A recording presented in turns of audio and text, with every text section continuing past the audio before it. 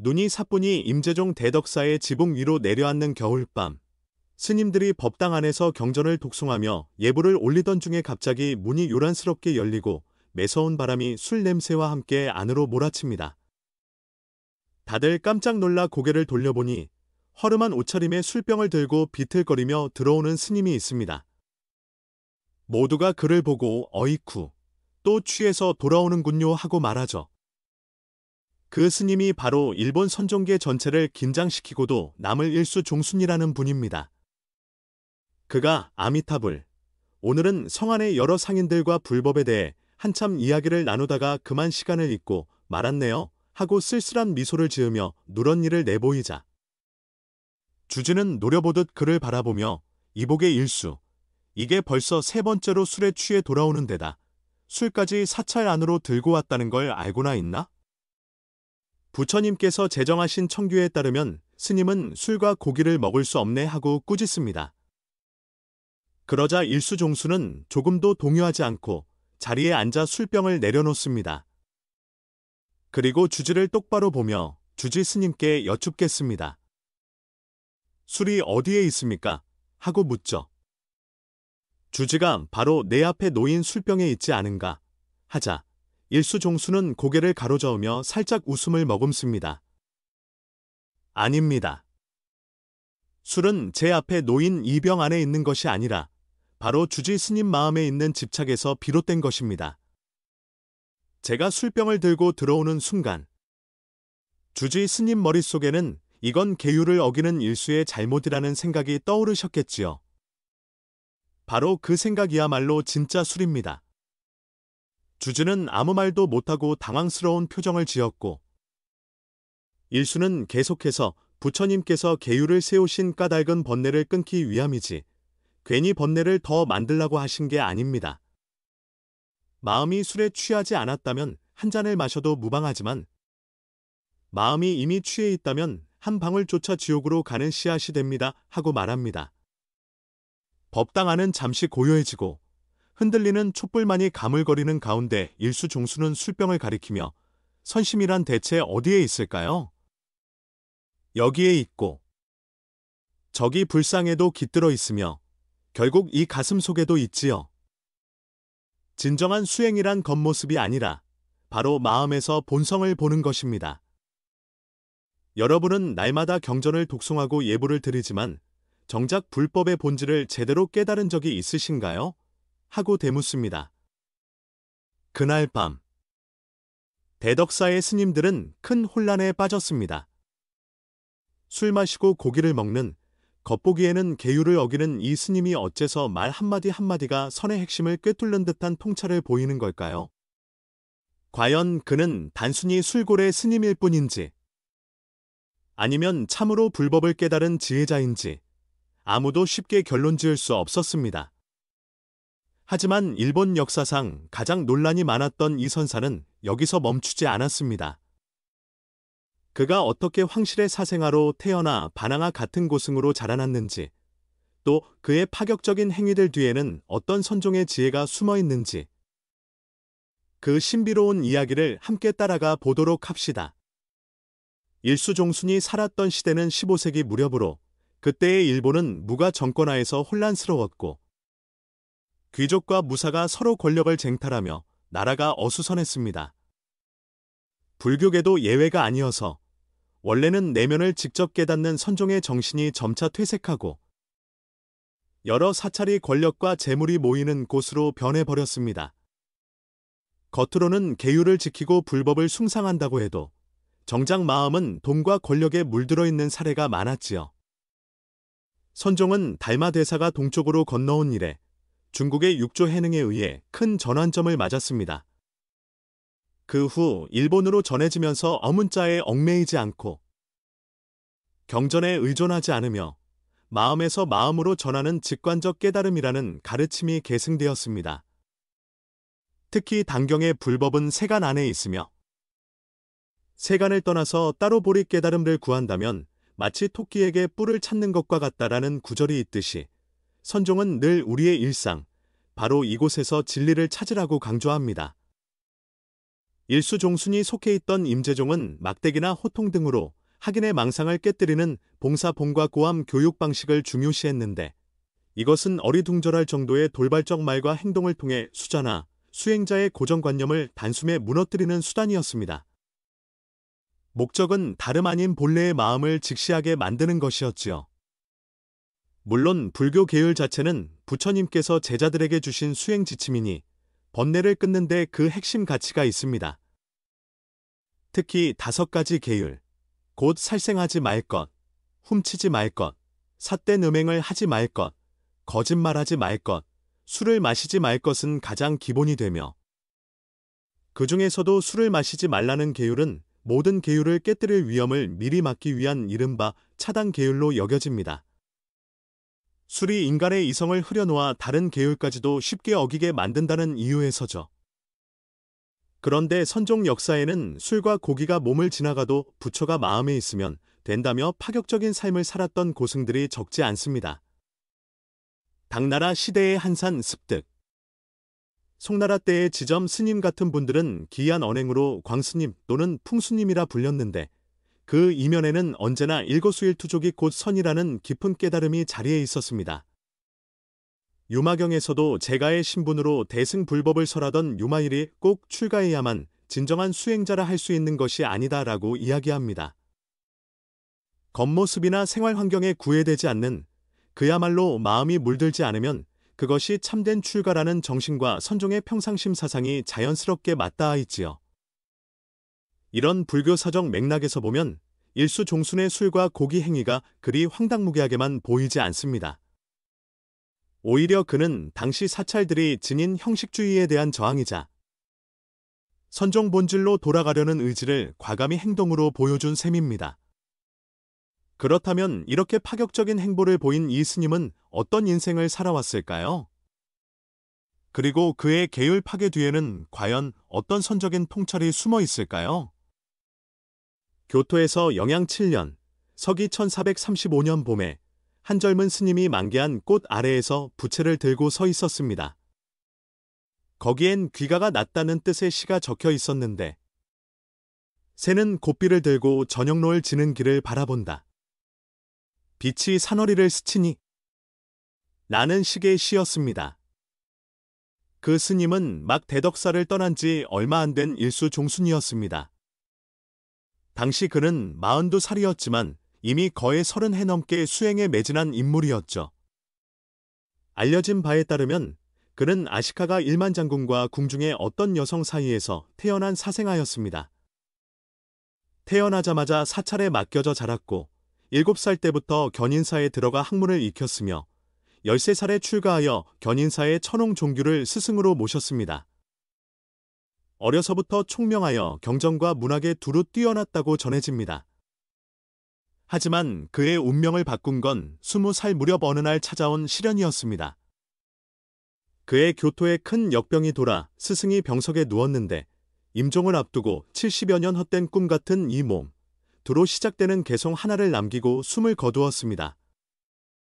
그 개송이 완성되지 않은 채로 스승이 세상을 떠나자 일수종수는 깊은 슬픔과 동시에 생사란 무엇인가라는 커다란 화두에 사로잡혔습니다. 스승이 남긴 미완성 선어를 풀지 못해 괴로워하던 그는 어느 날 모든 것을 포기하고 자결하기로 결심합니다. 달 밝은 밤, 나이된 가와 강가에 몸을 던지려 했던 그는 건너편에서 들려오는 한 노파의 노랫소리에 순간 몸이 굳어버립니다. 그 노랫말이 바로 스승이 남긴 그 미완성 개송을 마치 이어서 완성한 듯 이어졌던 것입니다. 놀란 일수종수는 급히 강을 건너 노파를 찾아갔지만 그가 발견한 건 허름한 오두막에 사는 한 논이 뿐이었습니다. 논이는 다정한 미소로 자네가 오기를 오래 기다렸네라고 말하며 자네는 지금 목숨을 버리러 왔지만 그 나를 죽이려는 그 마음은 과연 누구의 것인가 하고 묻습니다. 그 말에 일수종수는 충격을 받았고 논이는 그대는 생사에 집착하지만 본래 생사라는 것도 공공한 것, 스승이 남긴 개송은 그것을 가르치려 한 것이네라고 일깨워 주었습니다. 그 순간 일수종수는 마치 구름이 거치듯 생사의 본질을 깨닫게 되었습니다. 70여 년 꿈처럼 덧없는 이 몸, 구름을 뚫고 한 줄기 달빛이 드러나는 것처럼 생사는 결국 헛된 그림자일 뿐이라는 통찰에 다다른 것입니다. 이후로 일수종수는 사찰틀 안에 갇히지 않고 자유롭게 세상을 떠돌며 더는 형식적 계율에 얽매이지 않고 마음 그 자체를 직시하는 방식으로 수행하기 시작했습니다. 그는 때로는 술을 마시고 고기를 먹기도 하면서도 여전히 불법의 진수를 놓치지 않았습니다. 누구든 왜 계율을 어기느냐고 물으면 그는 진정한 계율은 몸이 아니라 마음에 달린 것입니다. 마음이 청정하다면 술을 마시고 고기를 먹어도 맑음을 잃지 않지만 마음에 탐욕이 깃들어 있다면 물만 마시고 채소만 먹어도 그것이 곧 지옥으로 가는 길이지요 라고 답했습니다. 그가 자주 인용한 말 중에는 술과 고기가 몸을 지나가도 부처가 마음에 있으면 그만이다.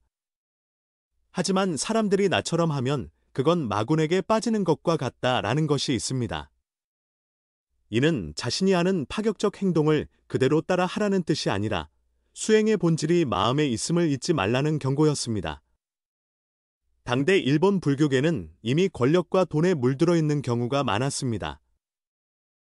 대덕한 척, 깨끗한 척하며 실제로는 온갖 욕망에 얽힌 이중적인 모습이 만연했지요. 일수종수는 이를 너무도 안타깝게 여겨 기이한 언행으로 그 위선을 폭로하고 다시 선종의 본질로 돌아가자고 외친 셈입니다. 그는 한때 황운집이라는 시집을 써서 시대적 모순과 사찰 내의 부정부패를 직접적으로 비판하기도 했습니다.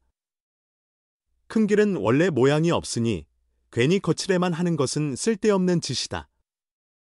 술과 고기가 몸을 지나가도 부처는 마음에 머무른다 라는 구절은 그의 가르침을 단적으로 보여줍니다. 일수종순의 선 사상 핵심은 집착을 끊고 본래의 마음을 보라는 데 있었습니다.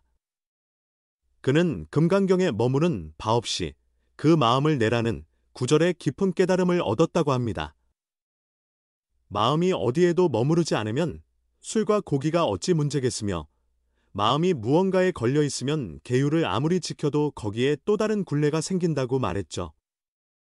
어느 날 엄격한 계율을 중시하는 한 스님이 당신은 왜 계율을 어기면서 사람들을 잘못된 길로 인도합니까? 라고 묻자 일수종수는 그대는 무엇 때문에 계율을 지키는가? 라고 되묻고 스님이 해탈을 얻기 위함이다 라고 답하자 그렇다면 이미 계율이라는 굴레에 매인 것이네? 진정한 해탈은 그 어떤 것도 붙들지 않는 것이지. 계율마저도 붙들면 그 또한 장애가 된다고 했습니다. 무소해라는 말을 자주 했던 그는 모든 개념과 구분을 뛰어넘어야 비로소 자성을 체득할 수 있다고 가르쳤습니다. 즉, 육조 해능의 본래 한 물건도 없으니 어디에 먼지가 붙을 수 있으랴 라는 것과 같은 맥락이었죠. 일수종수는 45살 때 대덕사의 주지로 초청받아 머물게 되었습니다. 당시 대덕사는 이미 황폐해져 있었고 스님들도 얼마 남지 않아 사찰 운영이 위태로운 지경이었습니다. 그는 말없이 빗자루를 들고 마당을 쓸고 무너진 건물을 직접 고쳤습니다. 그리고 매우 엄격한 사찰 규칙을 세워 모든 스님에게 계율을 지키고 쉬지 않고 수행하라고 했습니다. 사람들이 다니 계율을 어기는 본인은 왜 우리에게는 이렇게 엄격하게 하느냐고 물으니 일수는 나는 몸소 경계심을 주기 위해 파격적인 행동을 보였을 뿐이고 자네들은 아직 본심을 보지 못했으니 계율이 반드시 필요하다. 아이가 걸음마를 배울 때는 손을 잡아줘야 하지만 걸을 수 있게 되면 스스로 내달리도록 놓아주어야 하는 것과 같다고 설명했습니다. 겉으로는 모순돼 보이지만 실제로는 지극히 명확한 이치였던 거죠. 또한 황운집에는 나무아미타불을 수없이 외쳐도 만약 탐욕을 버리지 못하면 소용없다라는 시 구절이 들어 있습니다. 이것은 그의 불교관을 잘 보여줍니다. 법당에서 아무리 신성하게 보이는 의식을 치러도 마음속에 탐욕이 자리한다면 그것이야말로 자기 속박이라는 뜻이지요. 그는 53세 한 번 더 깊은 깨달음을 얻었다고 전해집니다. 거센 뇌우가 쏟아지던 어느 밤 우레 소리에 하늘이 갈라져도 온 우주가 하나로 합쳐지며 그 안에 모든 것이 원흉무해하게 녹아들어 만물이 생멸을 초월한다 라는 내용의 시를 지었는데 이를 통해 모든 현상은 본래 하나이며 생사도 선악도 맑음과 더러움도 궁극적으로 둘이 아니다 라는 깨달음을 시로 표현했습니다. 그는 70이 넘은 나이에 시각장애를 지닌 어린 여성, 이른바 모리 여자라 불린 사람을 만나 말년까지 함께 지냈습니다. 사랑과 욕망도 그대로 길이 될 수 있으며 번뇌가 곧 보리가 될 수 있다. 세속을 떠나지 않고 어떻게 보리를 찾겠는가 라는 시를 남겨 세간의 온갖 비난에도 아랑곳하지 않았습니다. 이는 감정을 무조건 억누르는 것이 아니라 그 안에서 깨어 있음으로써 번뇌를 다스릴 수 있다는 그의 수행관을 잘 보여줍니다. 밀교의 욕망 속 성취와도 일맥상통하는 면이 있습니다. 결국 일수종순이 말하는 선의 최고 경지는 모든 집착에서 자유로워지는 것이었고 선조차도 붙들지 않는 것이었습니다. 그는 선이란 무언가를 찾아가는 게 아니라 모든 것을 내려놓아 지금 이 자리에서 비추는 것이다. 아무것도 구하지 않으면 그 자리가 곧 또 도라고 강조했습니다.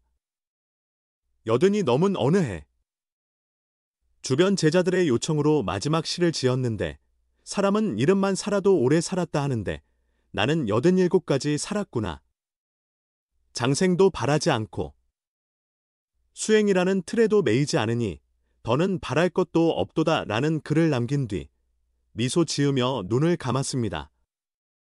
그가 세상을 떠난 지 500년이 지났어도 여전히 많은 이가 일수종순을 떠올리면 술과 고기를 즐기며 계율을 어지럽힌 반항하였다는 이미지와 선의 본질에 가장 충실했던 진정한 수행자라는 상반된 평가를 동시에 떠올립니다. 하지만 그가 전해준 지혜는 지금도 많은 사람에게 영감을 줍니다. 이제 이 파격적인 고승의 통찰을 우리 현대의 삶에 어떻게 적용할 수 있을지 생각해 봅시다. 우선 그의 가르침처럼 집착을 내려놓고 마음으로 돌아오는 연습이 필요합니다. 지금은 정보가 넘치는 시대인 만큼 우리는 SNS의 반응, 세상이 주는 수많은 기준과 평가에 쉽게 흔들립니다. 그럴 때 내가 지금 집착하는 것은 무엇인가, 정말로 중요한가 하고 스스로 물어봐야 합니다. 마치 일수종순이 술의 본질은 병이 아니라 마음의 집착이라 했던 것처럼 우리 역시 겉으로 보이는 문제 뒤에 숨은 내면의 태도를 살펴봐야 합니다. 그리고 잠깐이라도 조용히 앉아 호흡을 느끼고 지금 여기의 고요함을 음미해보면 좋겠습니다. 또한 진정한 수행은 속세와 멀리 떨어진 곳에서만 이루어지는 게 아니라는 점을 일수종순이 온몸으로 보여줍니다. 우리는 바쁜 일상 속에서도 출근 지하철 안에서도 가족과의 대화 속에서도 마음을 챙기며 깨어 있을 수 있습니다. 그가 말한 어디인들 선이 되지 않을 곳이 있으랴 라는 정신처럼 설거지를 하면서도 직장에서 업무를 보면서도 그 순간에 집중하고 깨어 있다면 그게 바로 수행이 됩니다. 그리고 세상을 이분법으로 나누는 습관에서 벗어나는 게 중요합니다. 우리는 늘 성공이냐 실패냐, 옳으냐 그르냐라는 잣대로 모든 걸 판단하지만 일수종순은 모든 대립이 사실 한 몸이라는 걸 보여줍니다. 어려움에 부딪혔을 때 이 역경이 내게 어떤 배움의 기회가 될까?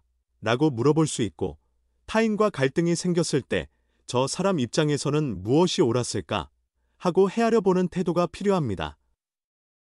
이것이야말로 선종의 원흉무의 정신이자 집착을 허무는 길이지요. 그가 우리에게 또 하나 알려주는 건 진솔함의 가치입니다. 일수종순은 결코 자신의 결점이나 욕망을 숨기려 들지 않았습니다. 완벽해 보이는 척이 아니라 있는 그대로의 자신을 드러내며 그 안에서 부처를 찾으려 했죠. 지금 이 시대에도 남의 시선에 맞춰 꾸미고 연기하느라 자신을 잃어버리는 일이 흔합니다. 그런데 정말 중요한 건 스스로를 있는 그대로 마주하고 그 결점 속에서조차 배움을 얻는 자세입니다. 마지막으로 그는 유머와 여유로 세상을 바라보았습니다. 번개가 치고 전쟁이 일어나고 역병이 돌아도 그는 늘 웃음과 시 한편으로 그 모든 걸 끌어안았습니다. 우리도 어려운 상황에 직면했을 때 이 또한 인생의 한 장면이지 하고 살짝 웃어 넘길 수 있다면 훨씬 자유로워지지 않을까 싶습니다. 결국 일수종순이 전하는 메시지는 수행은 어떤 제도나 모양에 매이지 않고 오직 내면의 깨달음에 달려있다. 현실을 떠나지 않으면서도 마음을 잃지 않는 것, 그게 참된 길이라는 것입니다. 그는 술과 고기를 먹고 풍속정과 같은 곳도 드나들며 때론 기상천외한 말과 행동으로 많은 비판을 받았지만 그 파격 뒤에는 늘 남에게 휘둘리지 않는 정신, 거칠애로는 채울 수 없는 진솔한 마음 이 자리에 있었습니다. 대덕사뜰에서 석양을 바라보던 한 나그네가 일수종순의 초상화를 보고 한참을 생각에 잠겼다는 이야기가 전해집니다. 술병을 들고 빙긋 웃고 있는 그 스님의 모습에서 낯선 듯하면서도 묘하게 끌리는 여유로움과 통찰을 느낀 것이겠지요. 500년이 지난 지금도 여전히 일수종순을 떠올리면 과연 계율 파괴자였을까? 아니면 진정한 선의 화신이었을까? 라는 궁금증이 생깁니다. 하지만 분명한 건 그는 우리에게 불법은 이미 내 마음속에 있다는 사실을 거듭 일깨워 주었다는 점입니다. 이 삶의 규칙과 틀, 그리고 평가가 넘쳐나는 현대사회에서 우리는 자주 자신의 본 모습을 잊곤 합니다. 일수종순이라면 그 틀이 너를 위하는 것인지, 아니면 그 틀에 내가 스스로를 가두고 있는 것인지 돌아보아라 하고 말했을 겁니다. 그리고 그 누구도 아닌 바로 내 마음 속에서 모든 해답이 나온다고 일침을 놨겠지요. 진정한 수행이란 남의 눈에 어떻게 보이느냐가 아니라 내가 얼마나 순수하고 당당한 마음으로 살고 있느냐에 달려 있습니다. 때로는 규범을 지키되, 때로는 그걸 깨트릴 수도 있는 유연함이 곧 깨달음의 시작이 될 수 있습니다. 일수종순이 남긴 만약 부처를 구하려거든 마음속의 탐욕부터 버려라. 그게 모든 것의 시작이자 끝이다 라는 말처럼 결국 중요한 건 내 마음 하나를 비춰보는 용기일 테지요. 살다가 문득 길을 잃을 때마다 이 술 마시고 고기를 먹으면서도 깨달음을 노래하던 스님을 떠올려 봅시다. 그가 집착은 술병보다 더 강한 독이 될 수 있다고 가르쳐 주듯 우리 역시 당장 눈앞에 있는 문제보다 더 근본적인 걸 들여다봐야 할지 모릅니다. 답은 언제나 밖이 아니라 내가 지금 머물고 있는 이 마음 안에 있습니다. 그리고 그 마음을 지키는 용기가 곧 선이며 그것이야말로 살아있는 불법일 것입니다. 분명 일수종순은 내 길을 따르지 말라.